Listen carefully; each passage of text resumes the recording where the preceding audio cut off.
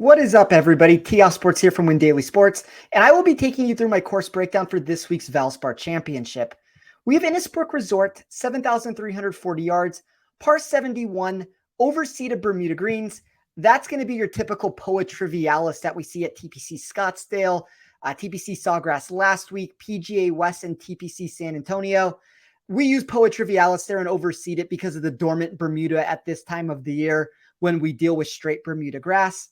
Last 5 winners of the tournament have been Sam Burns, 17 under, Sam Burns again, 17 under, Paul Casey, 8 under, Paul Casey again, 10 under, and Adam Hadwin, 14 under.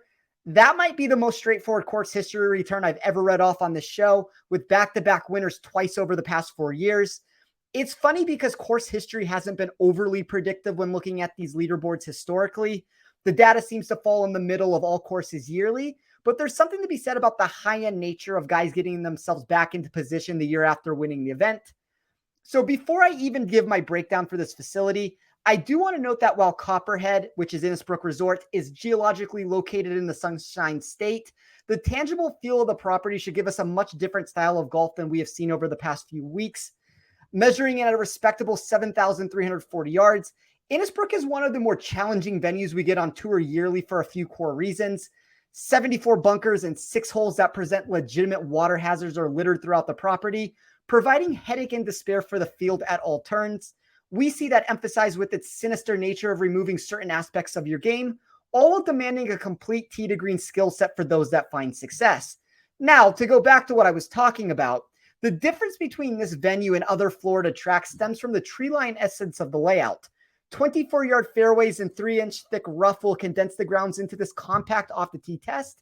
And we see all that highlighted by the one key variable that makes it overly complicated since it removes a driver from the players' repertoire.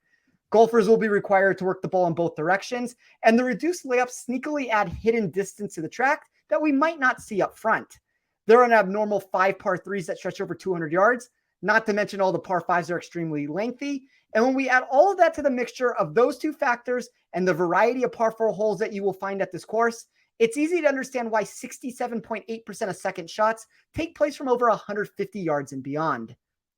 The top 5 of my model this week ended up being number 1, Justin Thomas, number 2, the back-to-back champion Sam Burns, 3, Justin Rose, 4, Jordan Spieth, and 5, Adam Hadwin. I did have nice win equity increases for Brian Harmon and Steven Yeager if you're looking for a price that might be higher than it should for the week. But if you would like more answers like that, we hope you consider signing up for our Win Daily Gold membership for as little as $5.99 a week. The entire team is in there to help make you informative decisions. And we can also tune into the PGA DraftCast every Tuesday at 6 Pacific time, 9 Eastern, if you want to take part in the most interactive golf podcast in the space with David Bieleski, Sia Nejad, Joel Streck, and myself. As always, to everyone out there who listens to this, I very much so appreciate you making me a part of your week, whether it's you listen to me at Win Daily or any of the other podcasts that I do.